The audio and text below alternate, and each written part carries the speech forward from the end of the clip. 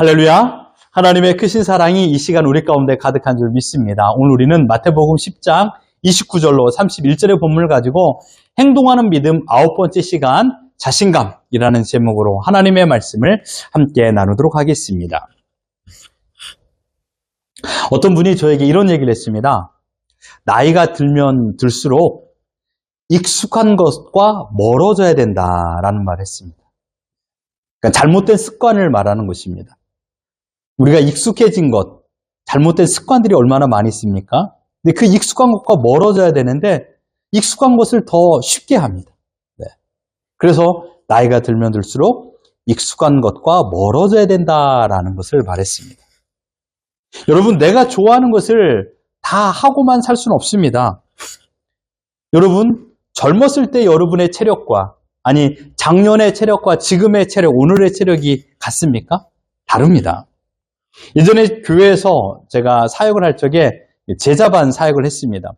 제자반 남자 집사님들과 자주 했던 운동이 있는데 족구입니다.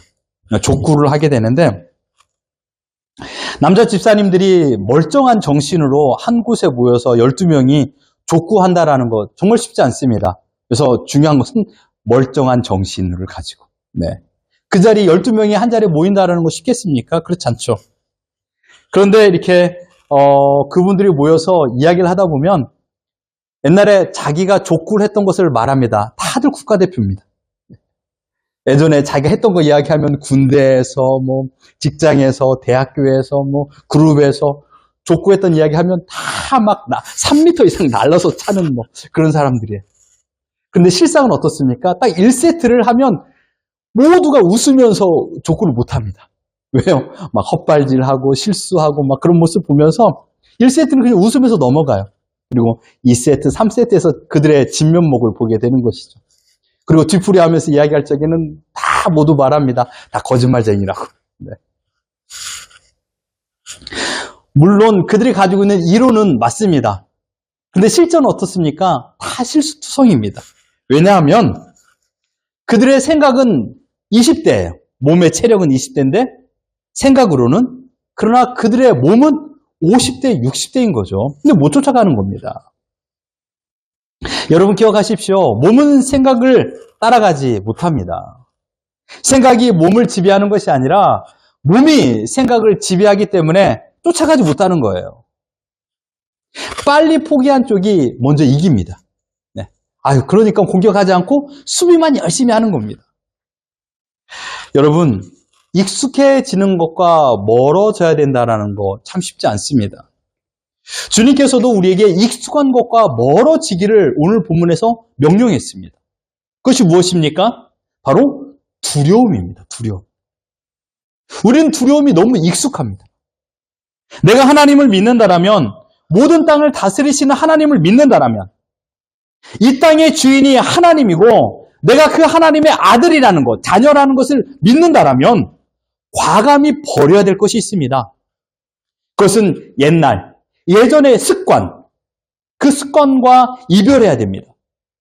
그것은 무엇입니까? 두려워하는 인생입니다. 이 두려움을 다른 말로 표현하면 걱정과 염려입니다. 그러니 주님께서 우리에게 말씀하셨습니다. 걱정과 염려와 이별해라. 너와 익숙한 걱정과 염려를 버려라 이것입니다. 물론 세대마다 두려움의 요소는 다릅니다.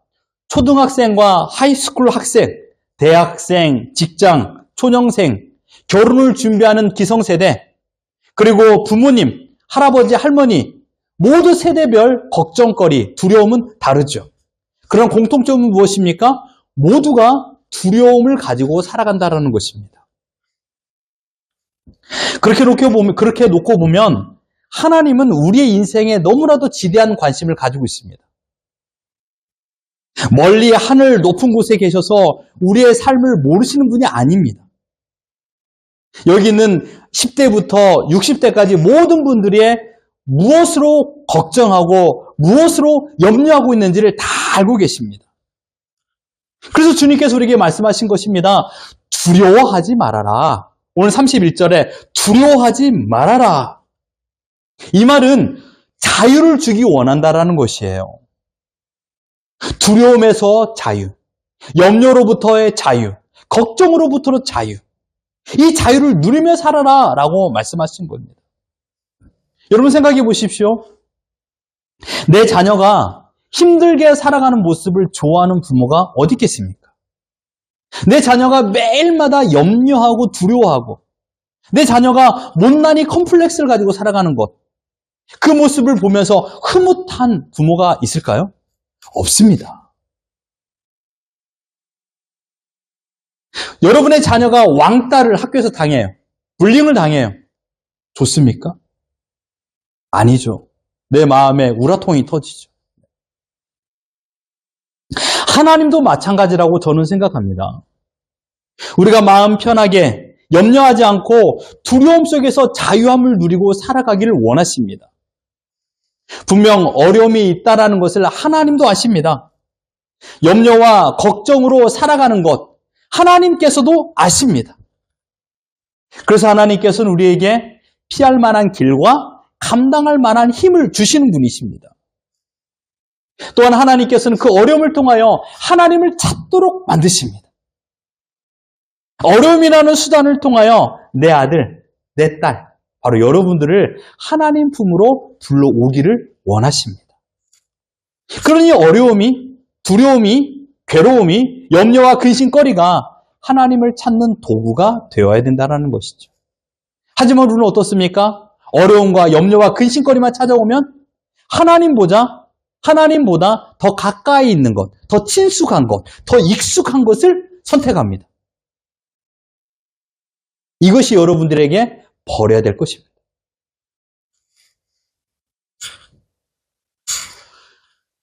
염려와 걱정과 두려움을 가지고 살아가는 사람들은요, 자신감이 없어요. 자신감이라는 한자를 풀어보면 이런 뜻입니다. 스스로 자의 믿을 신에 느낄 감입니다. 그러니 자신의 능력과 가치를 믿는 감정입니다. 하나님께서는 이 땅에 살아가는 우리들에게 두려움으로 살아가지 아니하고 자신감을 가지고 살아가길 원하십니다. 두려움의 지배를 받으면요, 상대방의 눈치를 봅니다. 두려움에 사로잡히면 피해의식을 가지고 살아갑니다. 두려움에 사로잡히면요, 남들과 비교합니다. 그래서 언제든 불평과 불만이 가득 차 있습니다. 기쁨과 행복과 전혀 거리가 먼 인생을 살아가는 것이에요. 그 사람들의 눈을 보십시오. 여러분의 직장에서 맨날 두려워하고 염려하고 비교하는 사람들의 눈을 보면 항상 눈꼬리가 올라가 있어요.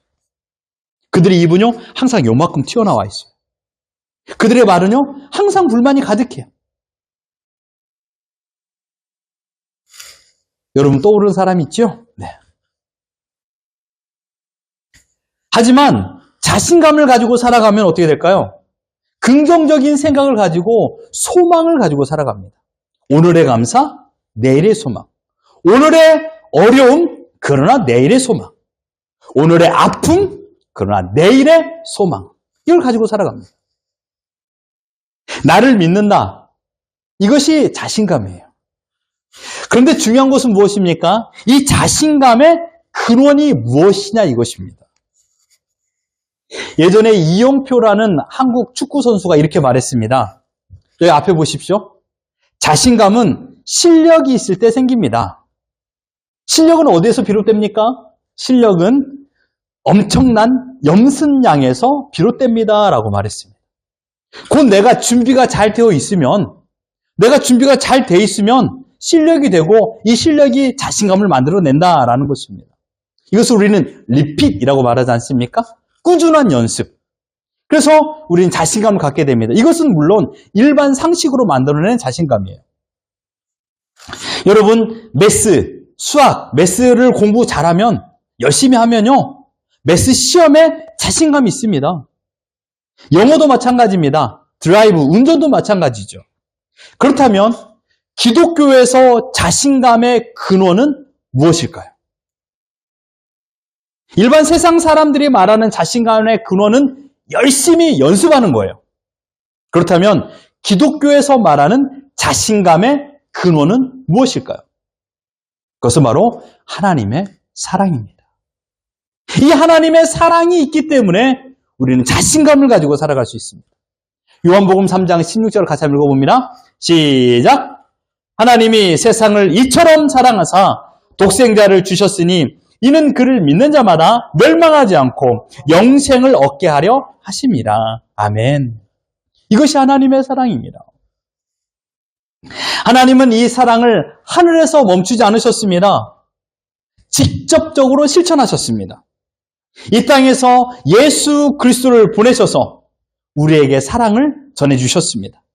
이 사랑은 끝이 없습니다.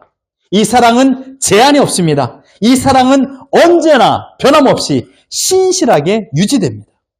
내 삶 깊숙한 곳, 어떠한 환경 가운데서도 하나님의 손길로 이 사랑을 공급하십니다. 하나님의 사랑은 추상적이지 않습니다. 하나님의 사랑은 생각으로 멈춰 있지 않습니다. 하나님의 사랑은 실천적입니다. 하나님의 사랑은 완성형입니다. 그 사랑을 성취하기 위하여, 완성하기 위하여 예수님을 이 땅에 보내셨습니다. 예수님께서 이 땅에 오셔서 하신 일은 무엇입니까? 바로 십자가에 달려 죽으셨습니다. 왜요? 우리의 모든 죄를 씻겨주셨고 우리에게 영생을 주시기 위하여서 십자가에 달려 죽으셨습니다. 우리의 고통, 말할 수 없는 슬픔, 이 모든 것들을 아시는 주님께서 원통과 괴로움을 해결해 주셨고 이 세상 사람들이 가장 소중히 여기는 생명, 이 생명, 곧 영생을 허락하여 주셨습니다. 주님의 사랑을 생각으로만 멈춰있지 않고 주님의 사랑을 내가 직접적으로 삶에 적용한다면 그 사람은 자신감을 가지고 소망을 가지고 하루하루를 살아갑니다. 지금 내가 이 사랑을 받고 있다. 내가 예수님의 사랑을 받고 있다. 내가 하나님의 사랑을 받고 있다. 라는 것을 알고 믿고 실천한다면 그 사람은 자신감 있는 인생을 살 수 있는 것입니다. 옆 사람 인사합시다. 자신감 가지고 사십시오. 시작. 자신감 가지고 사십시오. 네. 이 자신감을 가지고 살아가는 사람, 이 사람은요, 세상이 아름다울 수밖에 없습니다. 현실이 힘들다고 해서 그 입가에 노래가 사라지는 것은 아닙니다. 눈에 보이는 현실은요, 비포장 도로입니다. 내가 큰 짐수레를 끌고 있는데 이 짐수레의 바퀴가 이 진흙탕에 빠진 것 같은 현실입니다. 그러함에도 불구하고 영차 하면서 웃음이 있습니다. 빠질 때는 어려움이 있지만 빠져나올 것에 대한 소망과 희망을 가지고 기쁨으로 그 짐수레를 끌고 나간다는 것입니다. 자신감이 있으면요, 내리는 비를 맞으면서도 웃을 수 있습니다. 자신감이 있으면요, 내 앞에 높은 산이 있어요. 등산을 자시는 분은 아시겠지만 높은 산이 있어요. 너무 힘들어. 그런데 저것만 넘어가면 정상에서 내가 신선한 공기를 마실 수 있어 라는 생각을 가지고 올라가지 않습니까? 그래서 기쁨의 노래를 부르며 올라가는 것입니다. 왜요? 경험을 해봤기 때문에. 나를 사랑하는 이가 있다는 것을 내가 알기 때문에 현실의 고통이 어렵다 할지라도 나는 웃을 수 있는 것입니다. 십자가에 달려 죽으심으로 인하여 내 마음에 기억되어 있는, 내 마음속에 죄책감으로 남아있는 모든 것도 다 주님은 용서해 주셨습니다. 이것만큼은 내가 주님께서 모르실 거야 라고 생각하여 꼬깃꼬깃 숨겨놓은 여러분의 죄 목록, 그게 무슨 황금 보화라고 그것을 숨겨 고이고이 간직하고 있습니까? 그런데 그 숨겨놓은 그 죄 목록까지도 주님은 다 용서해 줄 수 있는 능력을 가지신 분입니다. 그럼 여러분, 죄책감에서 자유하십시오. 여러분, 이 세상에 용서보다 더 큰 사랑이 어디 있습니까? 내가 내 남편을 사랑한다라면 용서는 당연한 것입니다. 사랑하지 못하니까 용서의 폭도 좁은 겁니다. 용서의 폭이 100이면 사랑도 100입니다. 근데 용서의 폭이 20이면 사랑도 20인 거예요. 그래서 여러분의 용서의 폭을 넓히십시오. 이게 사랑의 방법입니다. 예수 그리스도의 용서의 폭은 얼마큼일까요? 아까도 말씀드렸지만 숨겨놓은 여러분의 죄 목록까지도 용서해 주실 수 있는 능력을 가지신 분입니다. 이 주님이 나를 사랑하는데 내 마음에 자신감이 없겠습니까? 세상에 들려오는 소식은요, 언제나 두려움을 동반합니다. 여러분이 인터넷 메일을 클릭할 적에요, 기쁨을 가지고 클릭한 적이 얼마큼 됩니까? 물론 여러분의 사랑하는 사람의 레터를 볼 적에는 기쁨으로 클릭하죠. 그러나 정부나 어떤 관공서에서 레터가 왔어요. 클릭할 적에 기분이 어때요? 기쁨을 가지고 뭐 클릭합니까? 아니, 두려움이 동반되어 있어요. 딱 클릭할과 함께 고지서, 막 안 좋은 통보, 막 안 좋은 소식 막 주지 않습니까? 편지는 과정이고요, 두려움을 주는 목적이 있습니다. 그 안에 어떤 고지서가 담겨져 있기 때문인 것이죠. 그렇기 때문에요, 세상이 주는 소식은 기쁨이 동반되어 있지 않습니다. 진정한 소망은 무엇입니까? 바로 변화돼서는 안 될 만한 것입니다. 진정한 소망은 깨져서도 안 되는 강력한 물질로 되어 있습니다. 예수 그리스도께서 날 위하여 십자가에 달려 죽으셨다라는 소식은 복음입니다. 복된 소식. 그래서 갓스펠입니다. 굿스펠인 것이죠. 나에게 진정한 소망이 되어주신 예수 그리스도, 그 주님께서는 어떠한 세상의 어려움과 현실이 있음에도 불구하고 깨어지지 않습니다. 세상이 말하는 소망은 제각각 각 시대마다 사람마다 다르게 적용됩니다. 진정한 소망이 될 수 없다라는 이야기인 것이죠. 하지만 예수님의 십자가는 여기 있는 우리 모두들에게 기독교 처음 시간부터 눈물과 고난으로 시작된 교회는 지금도 변함없이 예수 그리스도의 사랑으로 감싸져 있고 보호되어 있습니다. 두터운 아스팔트를 뚫고 올라오는 그런 잡초보다 그 어떤 강력한 총칼 앞에서도 예수 그리스도의 십자가의 보혈은 사라지지 않았습니다. 죽지 않았습니다. 우리의 결단과 우리의 의지의 결과가 아닙니다.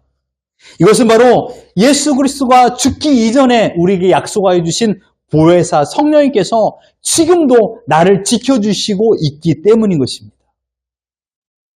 그렇기 때문에 그 어떠한 영화 감독의 시나리오보다 아름답고 정교하며 NG가 없는 완벽한 하나님의 사랑의 실천인 것입니다.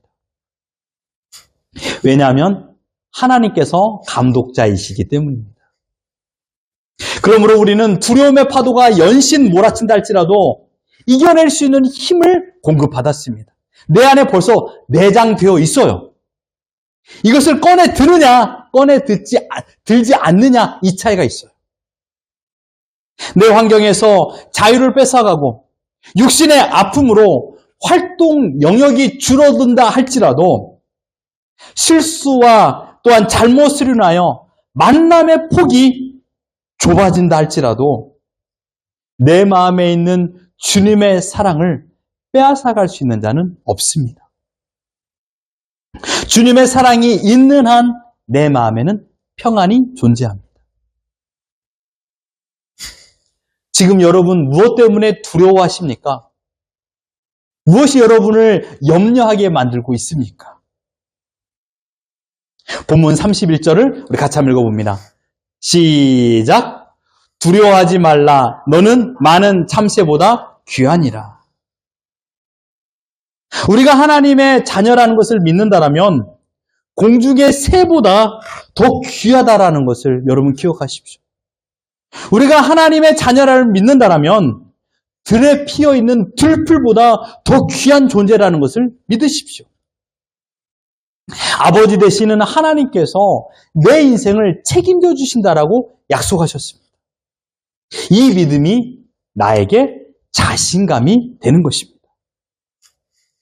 오늘 있다가 내일 아궁이에 들어가는 들풀도 하나님께서 지키시고 공중에 나는 새를 먹이시고 그 모든 머리털까지 세시는 하나님께서 나를 사랑하신다라고 말씀하고 있는데 이 사랑을 믿기만 한다라면 하나님의 창조신앙을 내가 믿기만 한다라면 내 안에 자신감을 가지고 어떠한 상황에서도 슬퍼하거나 두려움으로 맞서지 않습니다.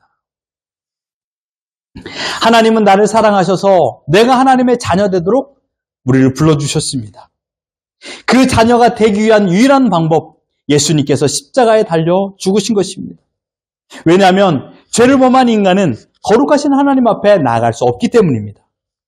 그 죄를 없앨 유일한 방법으로 나의 죄값을 대신 치르게 하셨습니다. 나의 모든 죄를 예수님께서 대신 짊어지시고 십자가에서 고난을 당하시며 십자가의 보혈을 통하여 우리를 다 씻겨주셨습니다. 그러므로 예수님의 고난은 나를 살리고 하나님의 자녀가 되기 위한 유일한 하나님의 방법이었습니다. 예수님은 그 고난의 길, 하나님의 계획에 순종하여서 십자가에 달려 죽으신 것입니다. 예수 그리스도의 죽음은요, 도살당한 양처럼 연약함 그 자체였습니다. 그러나 그 죽음으로 말미암아 우리에게 하나님께 나아갈 수 있는 유일한 길을 열어주셨습니다. 죽음보다 강한 사랑을 우리에게 주신 것입니다. 이 모든 것을 하나님께서 작정하셨습니다. 16절을 다시 한번 읽어보겠습니다. 시작!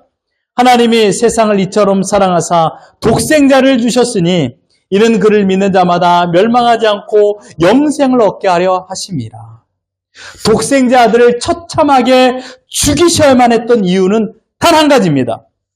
그것은 바로 영생을 얻게 하려 하기 위한 것입니다.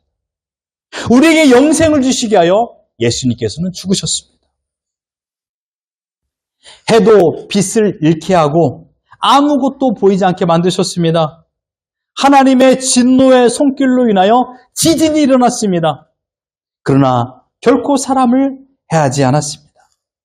끝까지 하나님의 백성을 사랑하시기로 하나님께서 작정하셨기 때문에 골고다 언덕에 모여있는 사람들은 아무도 죽지 않았습니다. 물론 십자가형에서 3명은 죽었죠. 해도 빛을 잃고 지진이 일어났음에도 불구하고 그곳에서 죽었던 사람은 없습니다. 왜요? 그 해도 빛을 잃고 지진이 일어난 결과 바로 거기에 모여있는 사람들을 구원하기 위하여 예수님께서 죽었기 때문입니다. 주님의 죽음은 곧 우리를 살리기 위한 최후의 방법이었습니다. 죽음보다 강한 사랑으로 하나님은 사랑을 완성하셨습니다. 그 모습을 보았던 백부장은 이렇게 고백합니다. 그는 이방인입니다. 유대인도 아닙니다. 그러나 진리를 깨달았습니다. 누가복음 23장 47절 같이 한번 읽어봅니다. 시작! 백부장이 그 된 일을 보고 하나님께 영광을 돌려 이르되 이 사람은 정령 의인이었도다. 죽을 만한 죄를 범한 자가 아니라는 그런 말씀입니다. 사랑하는 성도 여러분, 우리는 성경을 하나님의 말씀으로 믿는 자들입니다. 우리는 예수 그리스도께서 하나님의 아들이며 우리를 위하여 십자가에 달려 죽으신 분이라는 것을 믿는 자들입니다. 그러면 우리는 어떻게 살아야 될까요? 하나님의 은혜를 받는 자로서 자신감을 가지고 살아야 됩니다. 세상 사람, 일반 사람들이 말하는 그런 자신감이 아니라 하나님의 자녀라는 하나님의 사랑을 받는 자로서의 자신감을 가지고 살아야 됩니다. 세상에서 가장 소중한 존재로 너는 You are so special, 너는 특별한 존재란다 라는 것으로 우리를 불러주신 그 하나님의 자녀로서의 자신감을 가지고 오늘을 살아가야 됩니다. 여러분 이런 말 들어보셨나요? 선비는 자신을 알아보는 사람에게 목숨을 건다. 선비는 자신을 알아봐주는 사람에게 목숨을 건다라는 말. 하물며 하나님께서 여러분을 알아보십니다. 하나님께서 여러분을 알아보시는 것뿐만 아니라 여러분을 사랑하십니다. 그럼 우리 어떻게 살아야 될까요? 자신감을 가지고 살아가는 겁니다. 여러분의 집과 여러분의 절과 여러분의 자동차를 팔아 하나님께 드리라고 말하지 않았어요. 여러분이 하나님의 자녀라면 자신감을 가지고 두려움으로 살아가지 말라는 것이에요. 내 아들, 내 딸이 매일마다 두려움과 염려로 살아가는 모습, 하나님은 싫어하세요.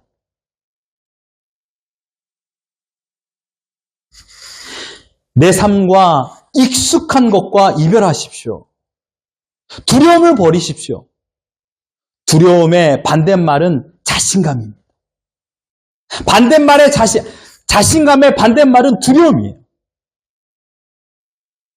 하나님의 자녀라는 이 사실 하나만으로 아무것도 두려워하지 마시고 염려하지 마십시오.